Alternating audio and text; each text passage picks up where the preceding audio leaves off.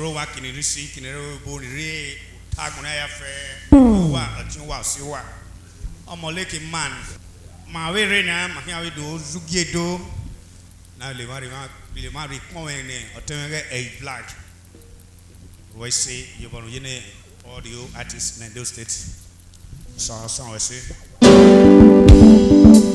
ogari okwenike man kizu genado is black.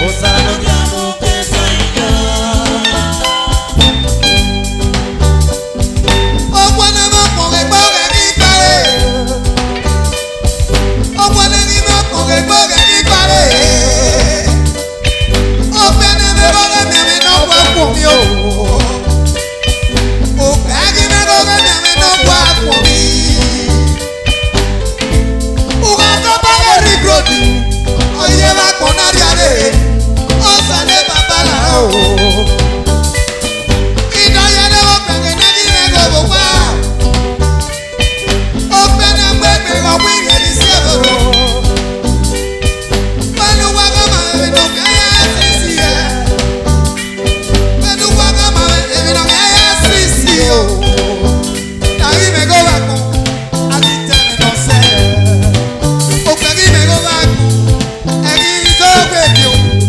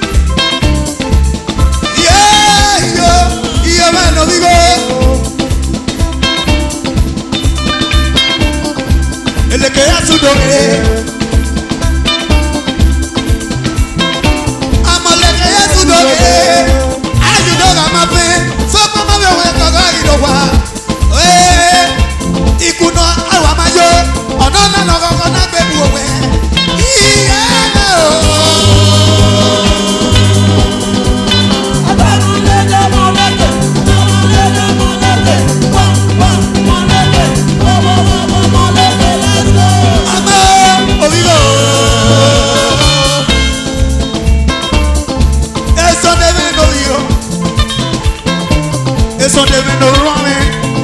So de Rusana no rame. America wenije. Iwi no sanaki. Ekwini me no vijebe. Oya ya viye. Odia ya ewewi. Ekwini me no vijebe. Miss Queen. Eruse, ameruse niye, iye baba niye me.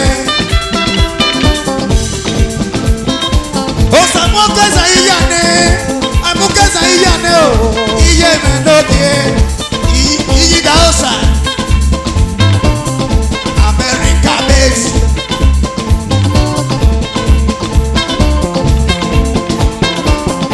Amagi bala ne go bebe ne go yo. Iye, Winnie no iye me o, ameruse, ameri no bege. Oga gari ado, eruanza no iye me. Italy waye, adega obiye, wede vega biye. Eruanza me no iye, oye yo oye baby metena, obiye me wagi. Osamuka saya no obiye wa. Ega matero, pere nega age. Agi banane, oge geriendo yo. Ise pe no iye me alakode. Ekrisi waje. Oge geriendo yo.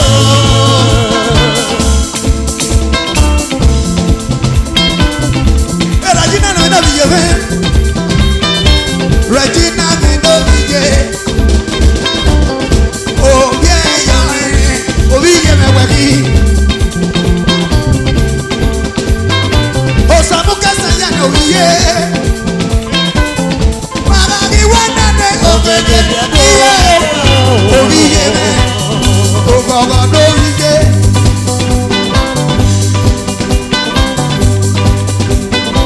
Okay, do. Oh, vida do. Oh, vida do. Oh, my we yo. Oh, vida do. Oh, my we no we yo. Oh, vida do. Mama ko ella he. Oh, vida do. Oh, my we we ye. Oh, vida do. Ana magi ko ella no. Oh, vida do. Oh, sa bueno we magi na. Osa bueno we magi na. Unele ni me ya wuyi. Unele ni me ya wuyi. Ego pa we yo. O pa we yo. Mama ko ya. Magi ko ya. Ego pa we yo. Biza do biza do. Biza do no biye. Awe ni Jesu na me ni amega. O pa we yo. O sa ko no ko mane. O sa ko no no mane.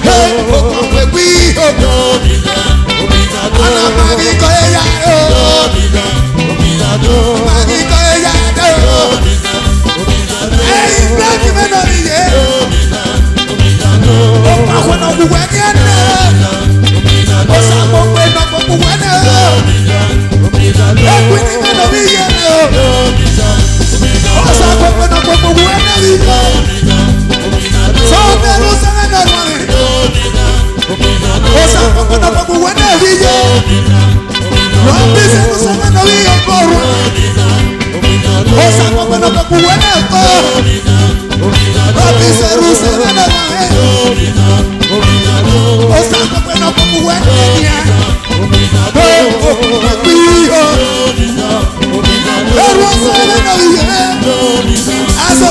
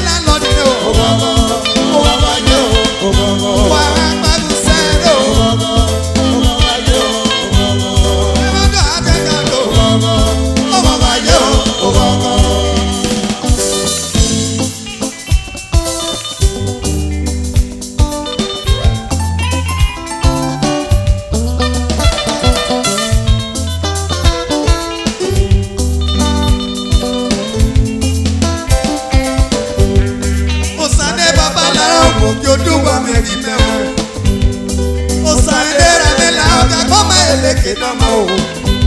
Amono tera no tijeno, yakoma eleke me o. No kiunu no tayo ekele ya, niya betare. No tayo ekele o, niya betare o. Ako ama ime o, ekwe kiamwe no kibe. Ako ama ame o, ekwe kiamwe no kibe. Eri ekwe kiatu anoya kie, eri okwe kiamwe no muda anavyo. Kwenu jere o, go no go. Ame no kiego vijeme o.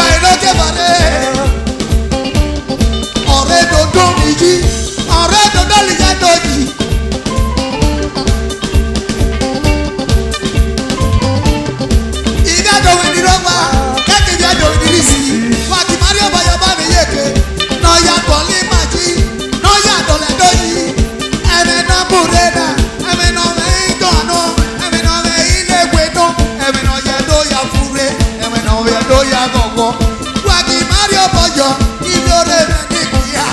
Waki Mario bojo, ibiore meniko. Abana uborio. Aba, ebwai, Diego. Abana uborio.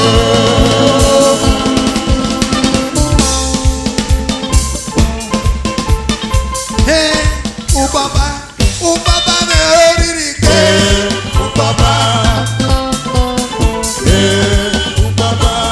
Ubaba me oriri ho. Aramo wakane ke fi ubaba ho. Aramo wakane fi ubaba ho. Ubaba me oriri ke ho. Chukwu wa fi ubaba ho. Ubaba me oriri ke. Aramo wakane ke ubaba me takpe ho. Waka me tene ubaba takpe ho. Baba me oriri ke. Baba me oriri ke. Ewa eme no gidigan. Ewa e no gidigan. Ewa e no teba ho. Amobo kage fi ubaba ho. Ubaba me oriri ke. Amobo kage fi ubaba ho. Ubaba me oriri ho.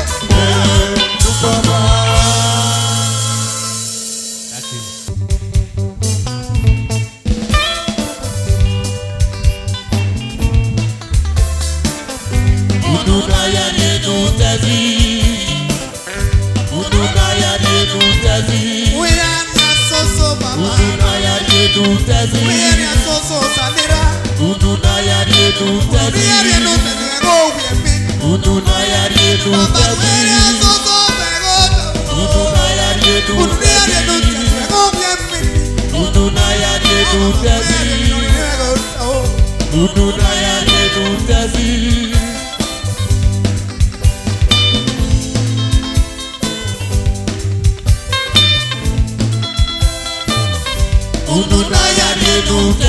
We are not so baba. We are not so sanokiema. We are not so Jesus no yo sano.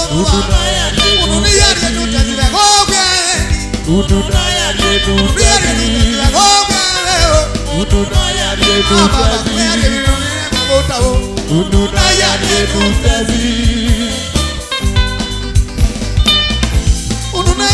go tesi. Baba kueria soso begota o. Ununia rienu tesi begota beni. Baba kueria rienu begota o. Diego na malade, Diego moro ya de papa. Owe gbegbe.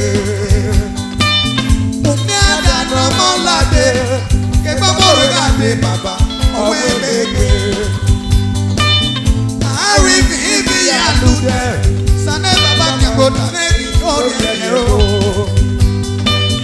Iwa ibi ya lude, sane kema kon kekota meki ori ero. Utesiri abo suria, evino jere yoga di ponoma. Umye pena ya lokuko, pena loko mwewe, eya yegbe. Utesiri abo suria, umye pena ya loko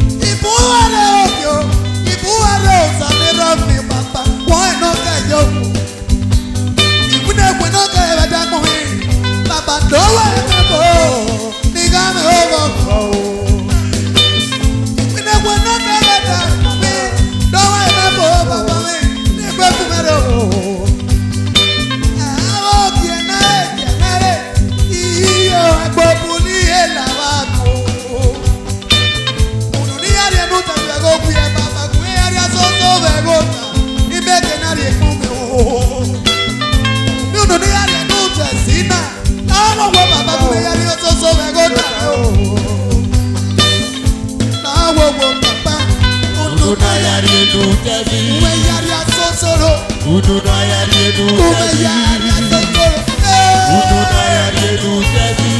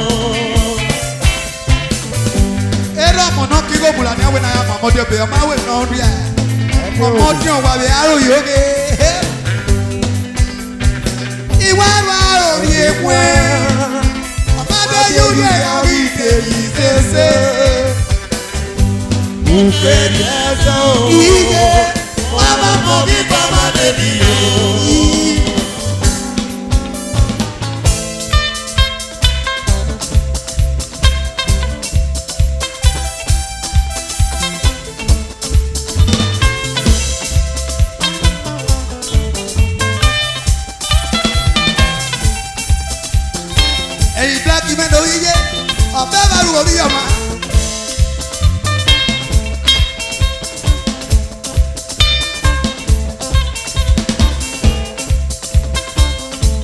Acá no veo, acá no me lo vi lleno. Esto sí, obvio que moji, bebeso. Ese gobierno.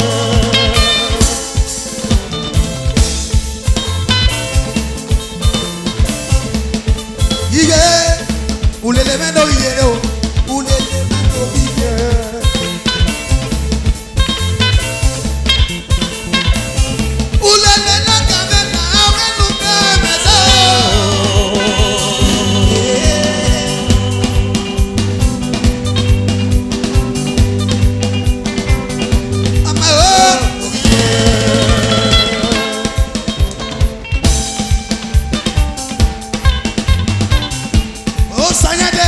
Osañate me noville. Osañate me moleke me buguato.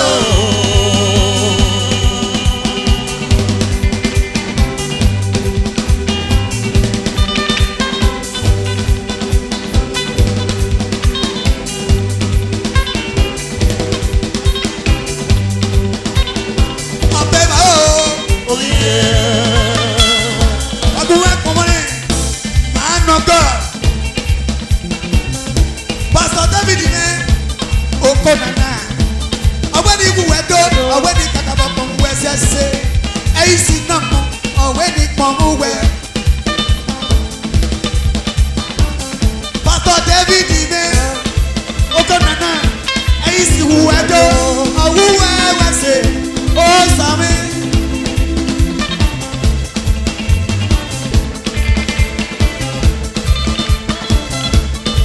Easy weather. Oh, God, na easy na wuwa mewaro. David, Pastor David. Easy weather, Pastor David. Abela oh yo.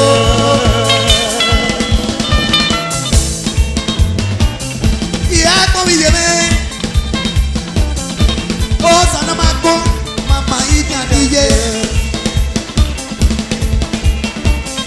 Modinamento vida osa.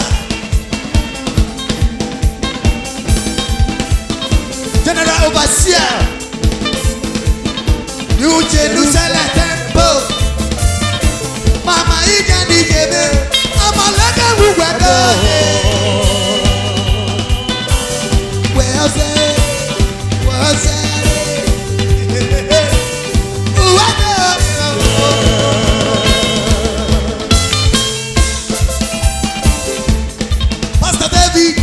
Okonana. Awani wuwedo. Hey black man no yeme. Iwi no sanuru. Uga flopa morie. Oh sane bibeleku. Oh sane toroge. Awi yo boruje ni ekolo. Uga flopa morie. Okonana. Pastor David. Eleke mewedo. Eleke mewedo. Abuke bijama. Pastor David. Eleke mewedo. Ado Pastor David. Eleke mewedo. Mama ija niye o emeweja medo. Eleke mewedo. Eisi mewedo. Eisi mewedo. Eleke mewedo. Oko nana eisi mewedo. Mama ija niye eleke mewedo. Iye eleke mewedo.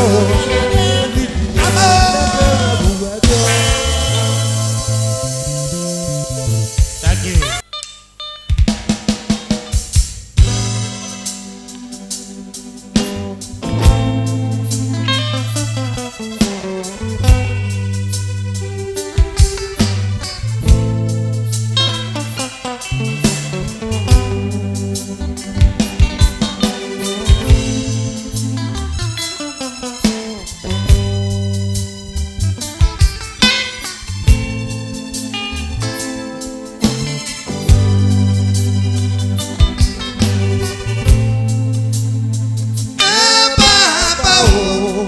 Baba ade o. Ema songa yo papa we papa. And we had that moya na sao. Kudoku me ya sao. Ọmọ náà rí yẹn náà mọ̀ níyà o. Bàbá adé o.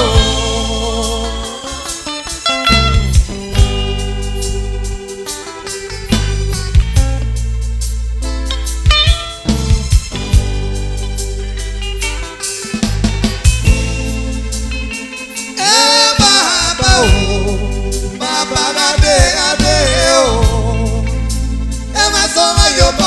Papa, ya we ada moya na sao. Dudoku ene ya tao. Ọmọ náà rí ní na mo níyà o. Bàbá adé o. Adé bàbá. Ìpín orí agbóyò wá. Ẹ̀wẹ̀ náà sórí àgbáyò.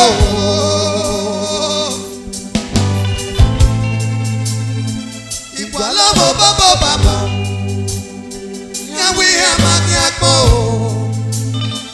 ibò ọ̀sàsọ wá o, ọ̀sàwí àmàkì àpò, ìbú ẹ̀rẹ́fẹ̀sọ wá, ẹ̀rẹ́fẹ̀wí àmàkì nàkó.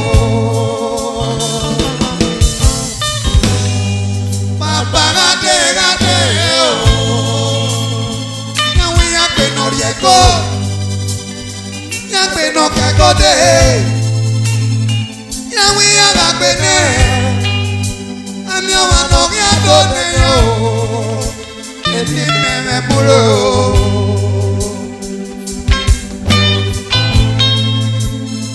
Bàbá náà dé, lóge bẹ̀ ti lu ewé sọ ẹ̀, lóge bẹ̀ ti lu ewé sọ ẹ̀ o, ẹni ló bí dùn o.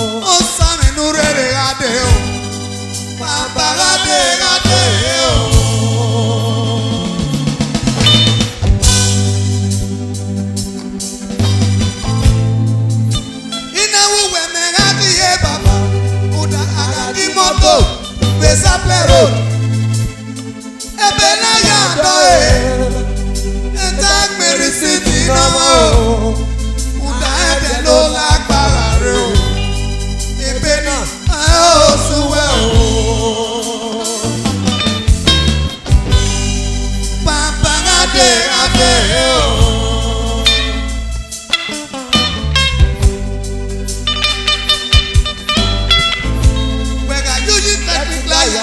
Electronics, ebe no ya do agbere nuwo, emo ma le nuwo, kuda ede no lágbára re o, ebe na o suwa o.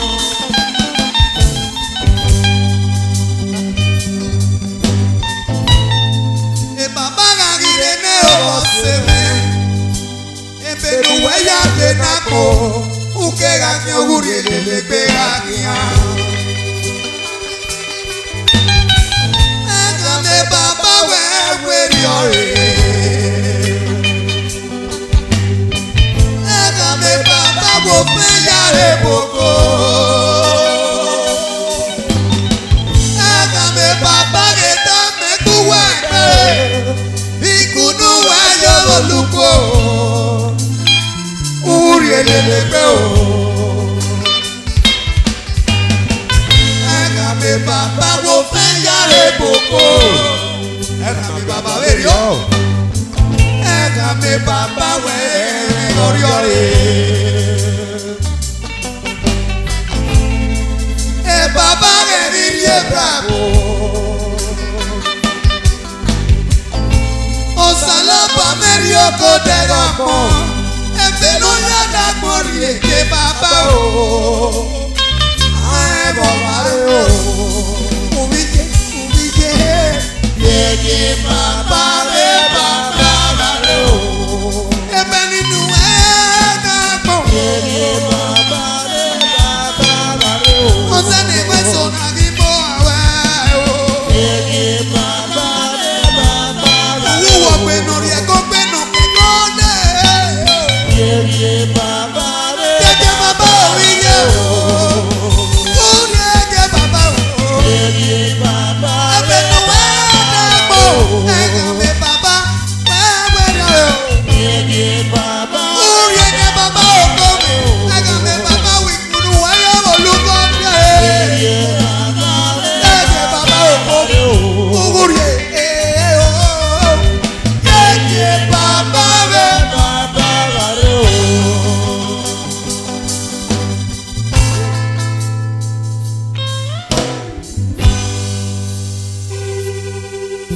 Greetings, ladies and gentlemen. My name is Ace Black. I'm a film producer, film director, musical shooting, whatever concerning entertainment. If you want to do a marriage, you can call on us. We are there for you. And I'm the owner of Ace Black TV on YouTube. The reason why I came to do this interview today is that I came up with an idea with a new platform showcasing your talent, because we have a lot of talent in Edo State and they are being hidden because of no help, no support, no finance. We are the ones doing our things in our own. They are all indoor.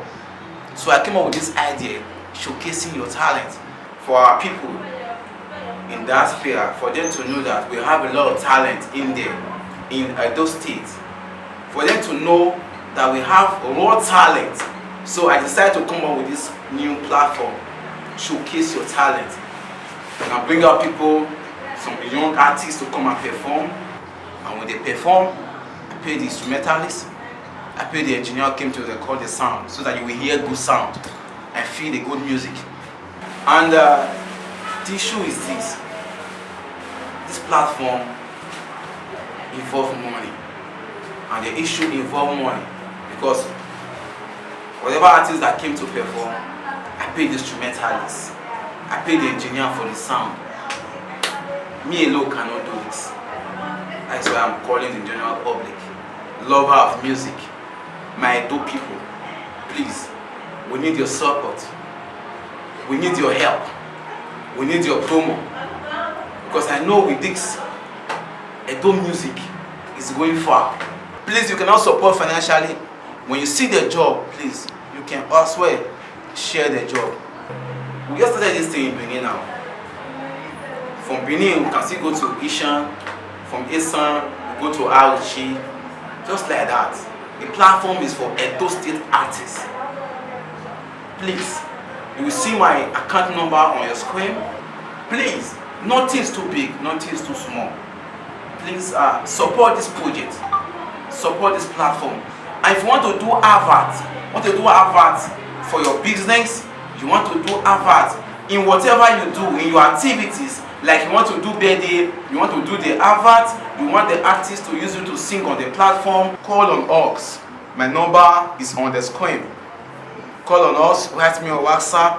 Or you want to do marriage, you want them to talk about the event in the platform, we are there for you to do whatever you want us to do. We need support and we want you to be our sponsor. Please, as you do, we know God will richly bless you. Thank you. Emi ya be amane uwezi egbogo no keke na bari emi yoto be ne COVID-19 na yare be nu da mana na uyoto. My brother, emi ya ga logo gbe. Agodun omo. My dear brother.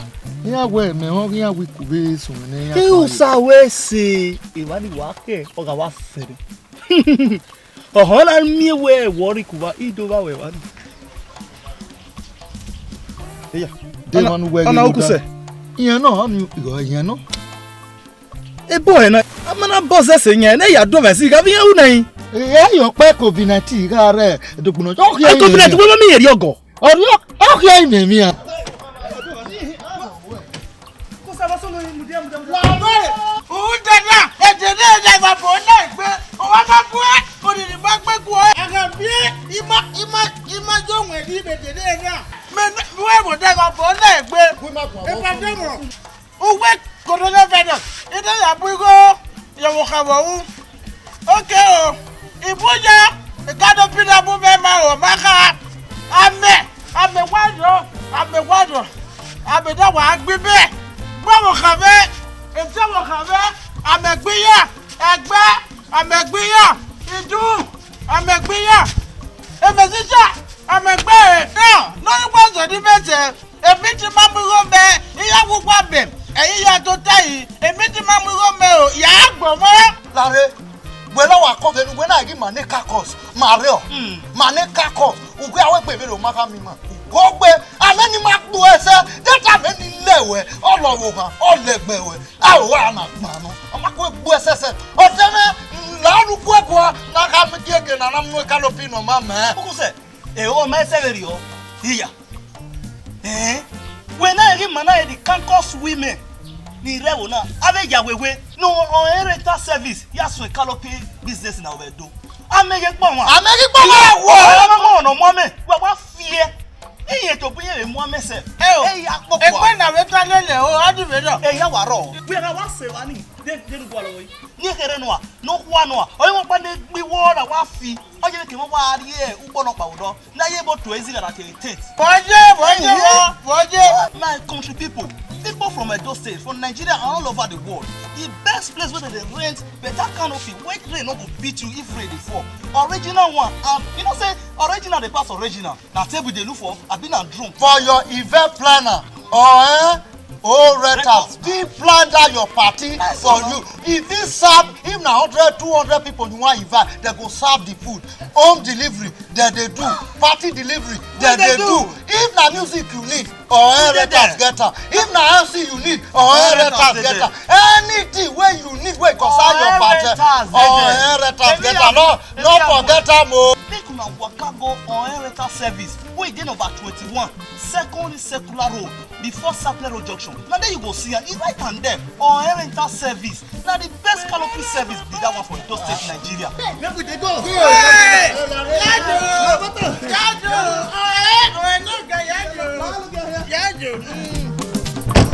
Pẹ̀gàlà bàbá yẹn ni o.